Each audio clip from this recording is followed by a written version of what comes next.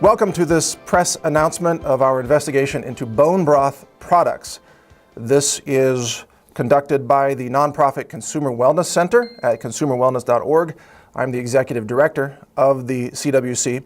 I'm also the founder and lab science director of CWC Labs, which is an ISO accredited mass spec and chromatography laboratory.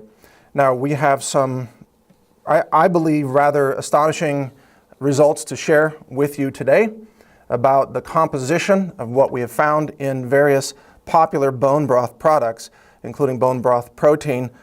Here's an example of one. This is bone broth protein meal from Ancient Nutrition. Here's another one, similar product from Left Coast, bone broth protein powder, a natural powder.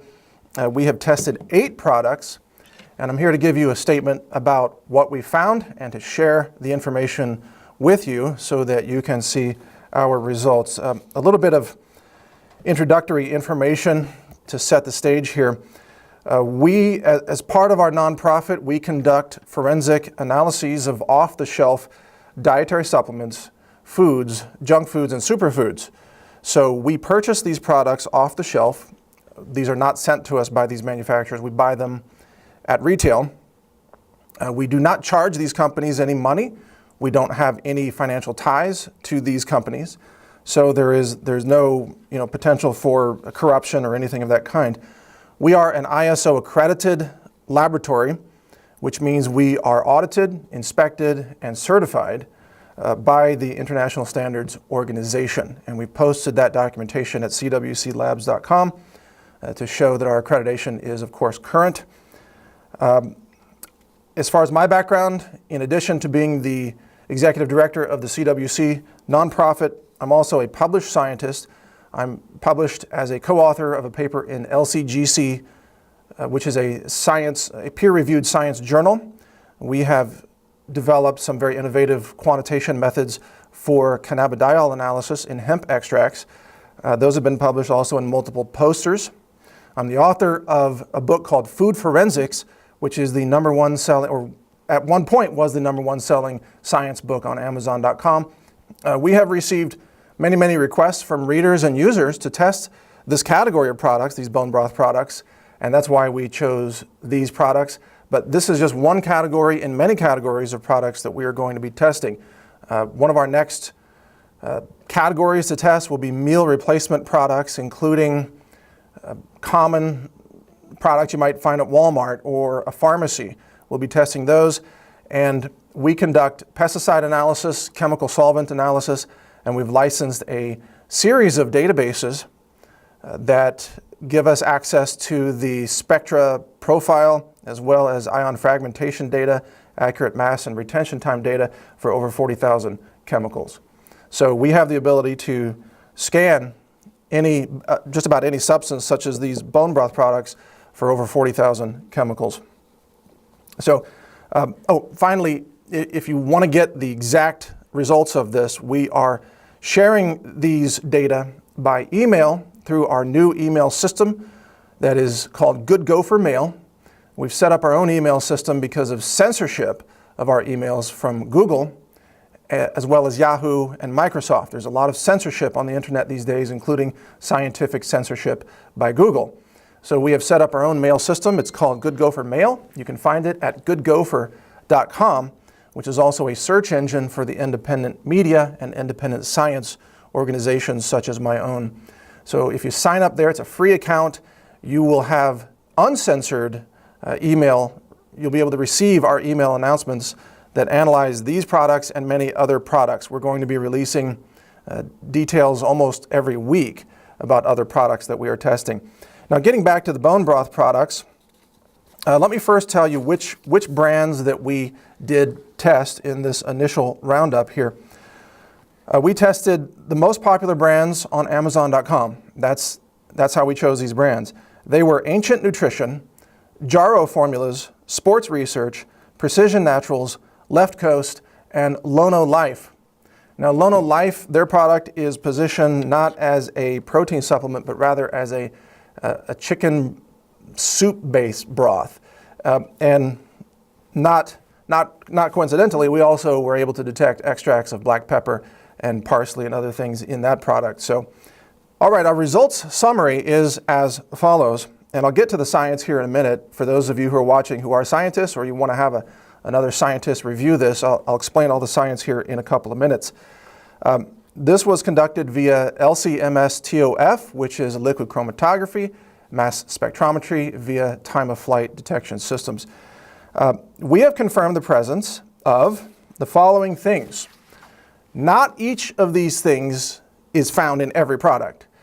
These are the things that we found in the aggregate across all the products we tested. But we will release information about what we found in each product via Good Gopher Mail. But here's what we found. Antibiotics and antimicrobial chemicals. We found multiple insecticides, including organophosphate chemicals. We found multiple prescription drugs in these products. We found parabens and also steroids. So these things are not things that many consumers would expect to find in products that might be positioned or labeled as being natural or all natural. Many of these things are not natural, such as synthetic insecticides, for example, or synthetic prescription drugs. Thus, we call into question whether you can consider these products truly natural. Now, for the record, none of these products were labeled organic. I'm not yet aware of any organic bone broth products on the market. However, if they do exist, they would very likely not show all of these chemicals. If they do exist, we will acquire them and we will test them because, of course, we are interested in organic products versus non-organic products. As a general rule, we recommend that you always buy organic. However, organic does not guarantee a lack of heavy metals. Organic does not require the end result testing of products. It is a certification of an agricultural process, not an agricultural outcome. So it's very important that if you buy organic, you also pay attention to this analytical testing so that you are getting clean foods and clean supplements. Now, in terms of what we found, I gave you the list of some of the chemicals that we found in these products. These have been confirmed through 5 different scientific analysis vectors, which I will describe shortly. They include accurate mass, retention time, sodium adducts, and so on.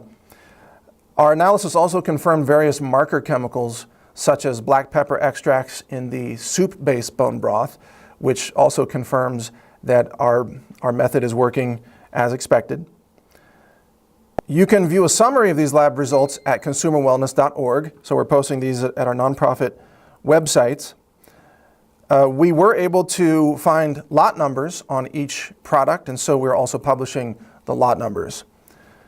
Now, let's talk about legality and safety of our findings, and then we'll get to the science and we'll get to some action recommendations. In terms of the legality, it is not our position as analytical forensic food scientists to make a determination based on these data of whether these products are unsafe versus safe. That is a determination that should be made by a regulatory body such as the FDA. So we are not asserting that these products pose an acute or extreme danger to consumers.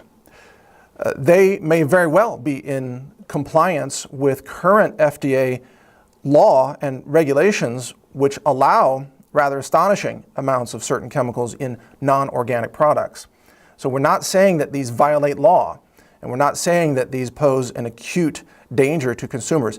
What we're saying is that consumers should be aware of the actual composition of what they're buying and consuming, especially given that people are consuming many of these products in very large daily quantities. So we're talking about an ongoing day-to-day exposure to the chemicals that they contain. Consumers have a right to know. We believe in food transparency. The food label or the supplement label does not tell you everything that it contains. So that's what we are doing as independent scientists and clean food advocates. We are doing the analysis, doing the science, and then sharing these results with the public so that they can make better informed decisions about what they wish to avoid or consume. This is science conducted in the public interest. This is science conducted with full transparency. This is science that we hope will empower consumers with knowledge that they can use to make better informed decisions about what they consume or what they avoid. Action recommendations for this include, if you are a consumer and you are currently purchasing these products, you should be aware of how they are made. Bone broth products are, from one perspective, a byproduct of the conventional chicken factory processing industry. The bone scraps of chicken or poultry is essentially placed into a large vat, which is filled with water. It's boiled so that the bone broth is extracted into the water. This is a common extraction technique known as decoction. From there, that liquid is strained to remove particulate matter. It is then dried into a powder form. Well, what this means is that many of the chemical constituents that are found in the bones of non-organic chicken may very well find their way into the water and into the powder. And in fact, our analyses confirm that that's exactly what's happening. So when you're eating these products, you are consuming a concentration of a bone broth extract from non-organic chicken. Now, if you know anything about agriculture and the way chickens are treated, you know that depending on the country, chickens may be injected with growth hormones. Chickens may be treated with pesticides or insecticides. There may be arsenic drugs used on chickens. That was legal in the United States until just recently, by the way. For example, one drug called roxarsane contains arsenic, and that's what is used. Arsenic is what kills the pests. So you can find arsenic in chicken bone broth products if they are from non-US origins. We don't know the exact origin of these products, but we have good reason to believe that many of these products are using chicken meat and chicken scraps that are coming from non-US countries that do not have the same limits or even standards of US companies. In fact, one of the chemicals that we're finding very consistently across many of these products is known as pyroside, or at least that's one of the brand names of it, and it is a chemical that is a food service insecticide. It seems to be saturating many of these products. We found it in almost everything, and we found it at quite what I would consider to be astonishing levels, not mere trace levels, but what I would consider to be high levels, and we'll share the chromatography with you so you can see for yourself. Now, action items, getting back to that, of course, choose organic whenever you can. If you are purchasing these products based on the assumption that they are clean, you may wish to rethink that. You may wish to choose organic. You may wish to change brands. You may wish to not use an animal-derived product. There are much, much cleaner sources of protein. For example, hemp protein, we have tested for years in our laboratory, and we found hemp protein to be consistently very, very clean. One company that makes hemp protein, they didn't pay me to say this, but they're known as Nutiva. They are a reputable source of hemp protein, and there are many others. Other protein sources that tend to be clean include pea protein. So I would say if you want cleaner supplements, then do not get your protein from animal-derived sources when it's concentrated into a powder, such as what we're seeing in these products. The plant-based powders tend to be a lot cleaner, except for rice. Rice has a heavy metals problem, which we have exposed a couple of years ago. In 2013, we went public with heavy metals findings of rice protein products, and we found lead, mercury, cadmium, and tungsten in rice protein, which was being imported from China and sold by companies in the United States, such as Garden of Life. Garden of Life has since changed their formulation, and they have switched over to mostly pea protein or other plant-based proteins as a direct result of our investigation. So avoid rice protein because of heavy metals. Any competent lab can reproduce the results that we're about to share with you. So this is not something that is unique to CWC labs. We are using a standard pesticide method. It's a 20-minute method. It uses a C18 column. We're using very common chromatography gradients, water and methanol, for example. This is all off-the-shelf science that can be done by any competent person who has access to a laboratory. You will need a time-of-flight instrument, Or if you're using a single quad or a triple quad mass spec, you'll need to sim on the specific masses that you're looking for. However, the time of flight instrument has accurate mass, so we scan for all masses simultaneously. So we're able to detect all of these chemicals at the same time. If you don't have a time of flight system in your lab, you're going to have a more difficult time conducting this research, but you still can. It'll just take you a lot longer.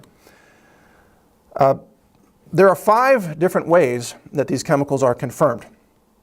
And this is very important for you to understand the integrity of the science behind this.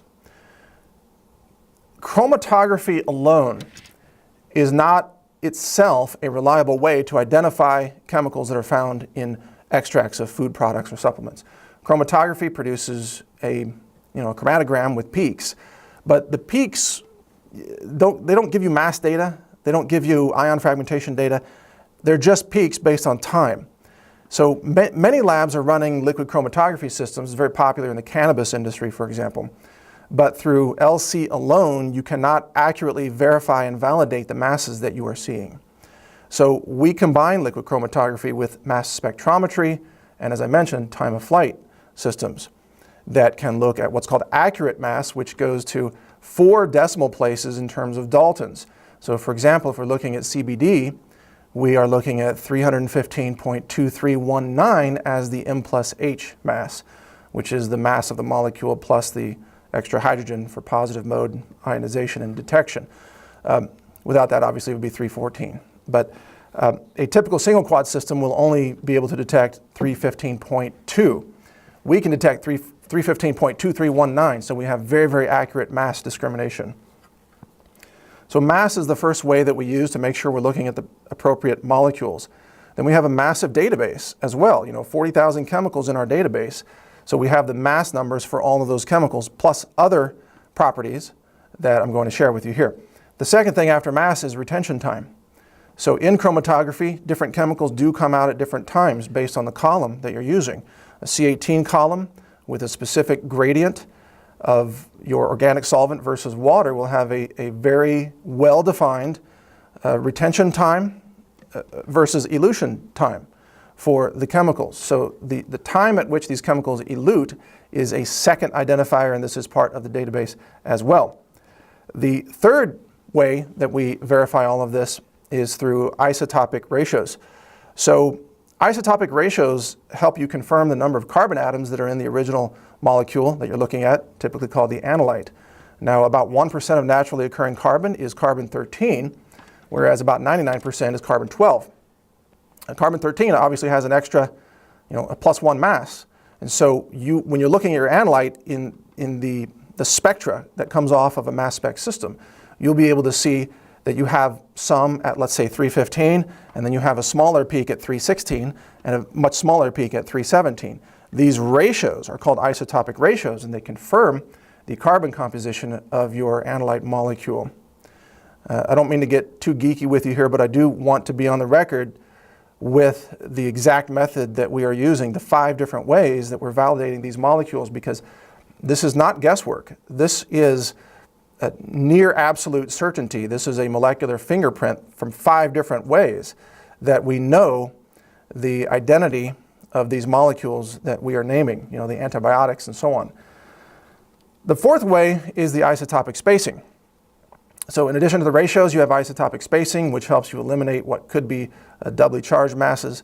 Mass spec systems don't directly detect mass. They actually detect mass over charge ratios, or what's called M over Z. And if you have a doubly charged mass, you could have a twice as heavy molecule with a double charge that looks like it's only half the mass. But the way you can eliminate that is by looking at the isotopic spacing. Instead of having the normal +1, +1, +1 spacing, you would have +0.5, 0.5, 0.5, and you'd be able to eliminate that. The fifth method that we use is called ion fragmentation. And not a lot of labs use this. Most analytical lab technicians are not even familiar with this method because it's relatively new. At CWC Labs, we are truly on the cutting edge of forensic food analysis. So we use ion fragmentation sequences. What this does is it applies a sequence of voltages to the ion stream of the analytes as they're being introduced into the mass spec system. This ion stream causes fragmentation of molecules at predictable ionic bond weak points, basically, within the molecule, causing fragments of certain sizes and masses to be produced as a result. It's kind of like, let's say if you had a Lego Millennium Falcon and you blew it up into pieces. You can analyze the pieces and you could say, that used to be a Millennium Falcon. That's a pretty good metaphor. That's what we do at the molecular level with ion fragmentation.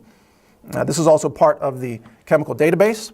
So we have ion fragmentation confirmation of most of the analytes that we are looking at as well.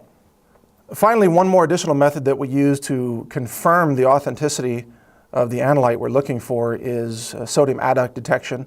When we're looking at the spectra of the analytes as they're coming out of the mass spec system, we're doing an EIC, or what is an extracted ion chromatograph, as well as looking at the spectral analysis of masses, we can see sodium adducts at plus 23. So sodium adducts are just sort of the sodium combination of these molecules. We see the sodium adducts, and in fact we're including some screenshots of the sodium adducts in the science posting of this so that you can see for yourself that we know what we're looking at. The bottom line is, when we first ran these scans, they identified literally hundreds of potential chemicals that were found in these products. We eliminated most of those hundreds because they did not qualify on ion fragmentation or retention time or isotopic spacing or mass, of course. We narrowed it down to the chemicals that are confirmed through at least 4 of the 5 methods, which means this is as close to a 100% match. Now, how will these manufacturers react to this news? Experience has taught me that first, when I go public with lab analyses of products that are off the shelf, the first thing that happens is these companies issue denials to their customers. I'm not saying that these companies in particular are going to do that, but that's what has happened in the past. First, they issue denials, and secondly, they then attack the messenger. So you're going to see smear attempts against myself, against CWC Labs, against the Consumer Wellness Center. They're going to go on the attack to try to destroy the messenger in order to avoid talking about the chemicals that are in their products. There's no question in my mind that this is going to happen. So you should be ready for that. I'm certainly ready for it. It doesn't faze me a bit, because if they send their own products to laboratories, they will reproduce the same findings that we have shared with you today. Again, all of these results are easily reproducible by any competent laboratory. The next thing that these companies will likely do is say that their products meet FDA regulations, and that is very likely true. Again, we are not asserting that these are illegal. We are not asserting that they pose acute, imminent danger to someone consuming them. We're not even asserting that they violate current FDA regulations. This is being done in the name of transparency. So these companies will typically say their products meet FDA regulations, which just shows you how loose the FDA regulations really are. Did you know that the FDA has no limit of the concentration of lead that can be found in a product? There's no limit on how much mercury, arsenic, or even pesticides that can be found in a product. You see, the FDA has no limits. And this is very unusual in the world because Canada has limits, the European Union has limits, Japan has strict limits. Most countries around the world have limits on these things, but the United States does not have limits, or very few limits. They have limits for lead in children's candy, for example. Very, very narrowly defined limits, but they don't have an overall limit of how much lead can be in a product or how much of a pesticide can be in a product. These are not enforced limits at all. They may be written down somewhere in a regulation, but they're not enforced. So almost anything can pass FDA regulations if it's not labeled organic. And organic, of course, is run by the USDA, not the FDA. So even something that violates organic rules would not violate FDA rules because the FDA doesn't run the organic program. So a lot of people will use, this has happened in the past when I've exposed other companies, they will use very deceptive language.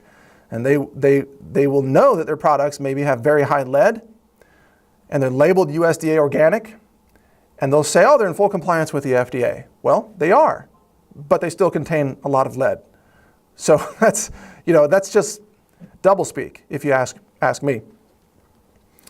The other thing that companies can do, and we see this very frequently throughout the analytical science industry, and let me just say that in forensic science, the law enforcement industry is in a horrific state of junk science. We have seen labs shut down here in Austin, Texas, for example, and I believe in Boston. Labs shut down because they were fabricating forensic data for prosecutions on behalf of law enforcement. The FBI's hair analysis program, which convicted hundreds of people spanning several decades, has turned out to be complete quackery and a total joke. It is not good science. It is junk science. Many labs do not know what they're doing. And this is also true in food science. We have corrected other labs. We have sent them corrections when we have sought to confirm, for example, heavy metals analyses of food products, and they would send us results back that sometimes differ as much as an order of magnitude from our own results. We would tell them, you're wrong, your calibration is off, or your math is off, you have something wrong, and then we would tell them, check your instruments, and they would come back after checking their instruments and they would say, you're correct, we'll refund you, we'll redo it, we'll get it right. And there are a lot of labs that are not accredited. So ISO accreditation, which is what we have, is an internationally recognized accreditation system. It requires us to be on-site inspected. It requires us to participate in tests, blind tests, where we have to produce accurate results in order to get approved. It requires proof of competency of the lab technicians, including myself. And this is a very rigorous program. To be ISO accredited takes about 2 years and a tremendous amount of auditing, inspection, and paperwork and proof of work. So it's not something to be taken lightly, and most labs out there do not have ISO accreditation, which would make me perhaps question the results that they are claiming. Now, any food manufacturer can send a sample to any one of what I call black hat labs. That's just my term. It's not a common term. I call them black hat labs because they are in the business of testing foods and supplements using old, outdated instruments that have almost no detection capability. And they will produce results that the manufacturers want to see, which is usually a sheet of paper that says, not detected, not detected, not detected, not detected. The reason it wasn't detected is because they're using old, outdated instruments. And that there are certain labs in this industry that their whole business model is to not detect anything. And most people don't know about that, but I'm very much aware that those operators are out there because of how many times I have taken that same sample and we've detected all kinds of things with confirmation. We send them over to good labs, and the good labs also confirm our detection. So there are labs that exist in this industry for the sole purpose of not detecting things and then issuing a kind of document that says your product has no pesticides, or your product has no antibiotics, or your product has no lead. A lot of instruments, for example, that are being used in heavy metals analysis are ICP OES instruments instead of ICP MS. Well, optical emissions doesn't have anywhere close to the detection capabilities of a mass spec ICP system. So our current mass spec system has a range of 9 orders of magnitude. We can detect mercury at 20 parts per trillion. A lot of companies out there can't detect mercury below 1 part per million. So we're talking, many, many orders of magnitude difference in detection capability and equipment sensitivity. So as a rule, I do not trust companies with their own selected laboratory testing because I know that there are black hat labs in existence that are, again, in the business of not detecting things.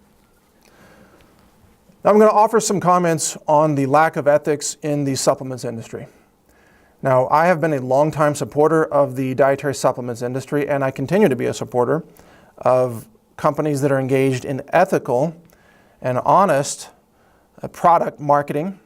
But there are many companies out there that are very dishonest and that lack ethics, and they know that their products are contaminated in some cases.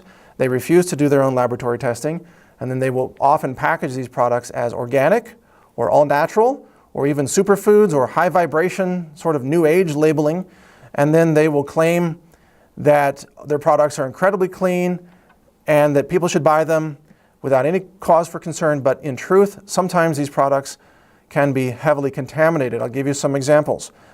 There's a product category called zeolites.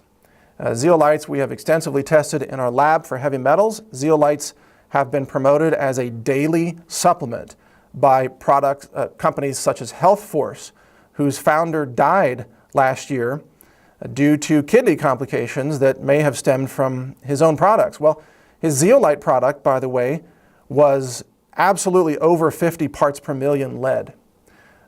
Probably much higher. I'll have to look at the numbers. Most zeolite products range between 50 to 100 parts per million lead. And zeolites, being mined out of the ground, they contain very high levels of aluminum and lead. They are alumino structures in terms of their crystalline structure. And so when they're ground up into the powders and put into the bottles to be sold to the public, it frees up the aluminum and the lead, making it very easy for your body to digest and absorb those toxic metals. So people have been taking zeolites year after year, not realizing that they are ingesting enormous amounts of lead and enormous amounts of aluminum. Lead, of course, is strongly associated with lowered IQ, neurological damage, bone disorders, and so on. Aluminum is linked to Alzheimer's and dementia, among other things. And you know how the country rightfully went a little bit crazy over the Flint, Michigan lead contamination issue in the water supply, which was justified alarm because the water that was being consumed by many of the children in Flint, Michigan contained, guess what, from about 50 to 100 parts per million lead. That's the same thing that I found in zeolites. And yet zeolites continue to be sold on Amazon.com. The FDA has not banned zeolites as a dietary supplement. So what I see as an independent scientist and an advocate of the natural products industry is a tremendous amount of deception, a tremendous amount of just flat out lying. I see companies packaging and marketing products that I consider to be dangerous, such as products containing high levels of mercury or lead. I have great concern over the health of consumers who are blindly consuming daily doses of some of these products from unscrupulous companies that refuse to engage in laboratory testing of their own products. Does that mean I support increased FDA regulation? Well, my take on all of this, again, as a scientist, as a lab director, as an author of the book Food Forensics, and a forensic food scientist, is that the FDA should set limits. The FDA should set limits like Canada has, like the European Union has, like Japan has. Even Australia has limits. We need published federal limits of lead concentrations in food and dietary supplements, and not just the California Prop 65 limit system, which is very heavily distorted. And frankly, the lead limits in that system are not scientifically valid. Prop 65 was a Clean Water Act, and it's being misapplied to supplements. We need a new federal act that sets limits for foods and supplements. So that's number one. Secondly, we need transparency, which is why I'm doing this. The Food and Drug Administration, you would think, would test the food. You would think they would publish the results, that they would share with the public the laboratory analysis of heavy metals or pesticides or glyphosate or other chemicals of concern, antibiotics and so on. And yet the FDA absolutely refuses to do that. Makes you wonder what they're doing with all that money, doesn't it? What are they doing? You know, aside from promoting the pharmaceutical industry, what are they doing in the name of science in the public interest? The answer is very little. The FDA is mostly concerned about E. coli or microbiological contaminants in foods because those tend to make people sick and kill people very quickly. But what about the high lead content of certain foods or supplements that kills people slowly over time? The FDA seems to have no concern for those contaminants, and that's very sad. So I want the FDA to do what we are doing. Buy products off the shelf, test them, share the results with the public. And since the FDA so far refuses to do that, we are going to do it. At the nonprofit Consumer Wellness Center, consumerwellness.org, we're going to do this testing. We're going to do it in the public interest. We're going to test more and more product categories, and we're going to share these numbers with the public in the interest of public safety, science, and transparency. There will be extreme attempts to try to silence us and shut us down. Google will probably try to censor us again because they are anti-science. There will likely be lawsuits that will be thrown my direction to try to sue us into silence. Those lawsuits will be unsuccessful because we have a very strong legal team of our own and we know what we're doing. All of our results are validated, accurate, and accredited. So These attempts will fail, and we're going to continue to expand our efforts. Now, you as a consumer, if you want to be informed of all of this, just join Good Gopher Mail. Go to goodgopher.com, get an email account, it's free, and we will send you the details of what we are finding in these various products. So one of the big problems in the supplement industry is that a lot of manufacturers, most, refuse to test their own products. And they do that because testing is expensive. It costs money. The laboratory that I built has cost us over $2 million. And the upkeep is, $20,000 a month probably to run it. It's expensive. So a lot of companies, they cut corners, they don't do the testing, and sometimes they will rely on the testing provided to them by their raw materials provider. Well, raw materials providers are notorious for faking the science, counterfeiting documents, counterfeiting organic certification, and so on, especially if they're from China. So a lot of these US companies that are selling products that they claim are made in the USA are actually using China-based raw materials that are fraudulently claimed to be organic or claimed to be certified free of pesticides or certified low heavy metals, when that's actually not the case at all. So we have a real crisis in this country right now in the natural products industry. The industry has largely decided to avoid engaging in real science. Most companies avoid testing their own products. Now, there are exceptions to this. I happen to know that Now Foods, for example, has a very competent in-house laboratory. I happen to know that Walmart actually does heavy metals testing of all the products that it sells. It has a very large laboratory in Arkansas. Amazon.com does not do testing for these substances for all the products they sell. And most nutritional supplement companies don't do testing as well. Whole Foods does not test the products they sell in the ways that we test them. Whole Foods is not pulling products off the shelf because they contain high lead or high mercury or high pesticides. They don't even do that kind of in-house testing. So what you have is an industry that's selling a lot of products that claim to be natural, that claim to be organic, that claim to be healthful, or even health enhancing or preventing disease. And yet, unbeknownst to most consumers, many products in the industry are contaminated with pesticides, with heavy metals, with antibiotic drugs, with steroids, with many other chemicals that pose very real and very serious safety questions. And when I started to do the science in my own laboratory and testing off-the-shelf foods, I was astonished at what I am seeing. Look at the storable foods industry. You wouldn't believe the chemicals that I'm finding in non-organic survival food products. We're going to cover that too, by the way. That's another category we're covering. Many of these products are just saturated with a huge array of chemicals that probably most people wouldn't want to eat if they knew they were in there. So we have a real crisis. The answer is not FDA regulation, but rather FDA transparency. Let's have transparency so that people know what they're buying and know what they're eating and they can make a choice. And companies that sell cleaner products should be rewarded in the free market versus companies that sell, less clean products or contaminated products. So our role in this as the Consumer Wellness Center, nonprofit, is to contribute to that free market economic decision making so that consumers have a choice based on good information. I believe in free markets. I believe in limited government regulation, but I also believe in transparency of what people are buying and eating. You can't have a free market if consumers don't know what they're buying, because you don't have a choice if you don't know what's in there. Does that make sense? So I'm all about combining free markets with decentralized science, full transparency, and nonprofit organizations like the one that I work for, Consumer Wellness Center, in order to empower consumers. Now I'm going to highlight some of the chemicals that we found in some of the products. This isn't the full list, okay? And this does not include the quantitative data. We have signal response, or area response as it's called in mass spec analysis. We have that information available for you at Good Gopher Mail, so sign up for an account there.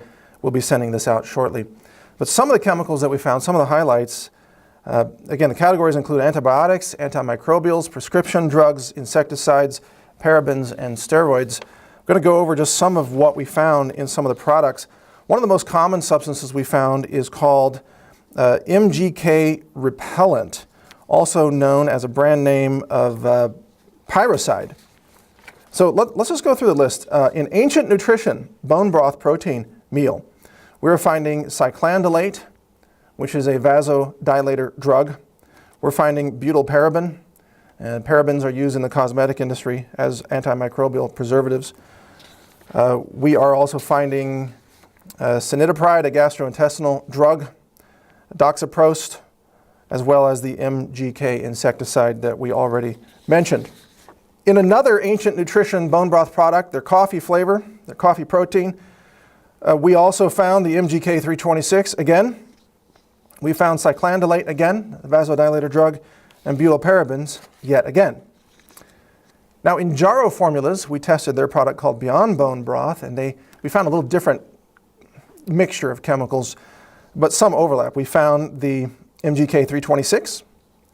We also found an interesting marker, chavacine, which is an alkaloid from black pepper. They actually do flavor their product more as a broth for soups. So that's actually a positive thing. That's not a negative thing. We have found cyclandolate and a couple other chemicals that we'll put in the email, but those are the highlights from Jarrow's. In sports research, we also found dipropyl isosynchromerinate, the MGK 326. Again, shows up in all these samples, nearly all these samples. We found cyclandolate and we found butylparaben, and that's in sports research. Now, if you're seeing a pattern, you're probably realizing that a lot of these companies source their bone broth from the same place. And that's a very reasonable conclusion from what we're seeing here. Precision Naturals is another company that we tested, their bone broth protein powder. We found dalbraminol, which is a beta blocker drug.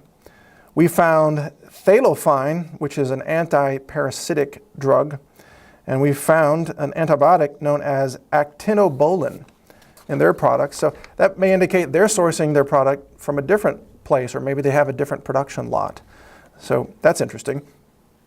In the Left Coast branded bone broth products, we found nettlemycin, which is, of course, a very powerful antibiotic that's often used to treat urinary tract infections.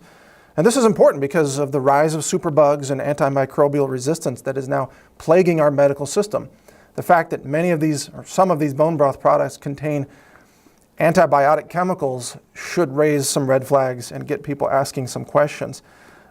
In Left Coast product, we also found the same MGK 326, dipropyl isosynchromerinate. We also found the vasodilator drug, cyclandolate, dalbraminol as well. We also found butylparabens there. Plus, we found a steroidal pheromone known as 5-alpha-andros-16-EN3, and so on and so forth. You can see that in the email. Now, the last product we tested was from Lono Life, which is a savory chicken bone broth labeled as part of the paleo diet. In that product, we were able to confirm apiol from parsley oil, so we know they're using real parsley. That's a positive indication. But we also then found aspoxycillin, which is an antibacterial drug. We found butoxycane. We found chavacine from black pepper. That's good. But we also found cyclandolate and, again, dipropyl isosynchromerinate. In conclusion, I thank you for your time. I know this has been a very technical talk. I want to thank all of those natural product companies that are engaged in good science, that are doing laboratory analysis, checking for heavy metals, testing for pesticides, and so on. I want to celebrate you because we have entered a new era of the democratization of science. We have entered a new era where individual laboratories like my own, CWC Labs, are now buying products off the shelf, testing them with very high competence and confidence with ISO accreditation, and we are going public with what we are finding. We are doing the job the FDA refuses to do. And it's sad. It's sad that citizens have to take up this task in the name of science and food safety and food transparency, but our federal government at least the FDA and the USDA, are just incompetent. They are industry shills. The USDA works for the pesticide industry, essentially. The FDA works for the drug industry. Neither agency is, and the EPA works for the pesticide industry as well. None of these agencies, USDA, EPA, or FDA, put consumer safety and consumer transparency first. They are prostitutes for the food and agricultural and pesticide industries. Have no illusions. And our science proves it day after day, again and again. And we are here to do the job that they refuse to do. And more importantly, for those of you who are libertarians out there, we don't coerce anybody to pay us money to do this job. We don't take a dime from the government. We don't require taxes from people for us to do this work. We're doing this because it's important work. We have the financial capability to fund this work, and we're doing it in the public interest. We should have more Americans like this. We should have more independent science like this. We don't need the FDA, the USDA, and the EPA on these issues because they aren't doing the job anyway. President Trump slashed their budgets. Mike Adams will do it for you. Consumer Wellness Center will do it for you. We can do this research. We've just proven it.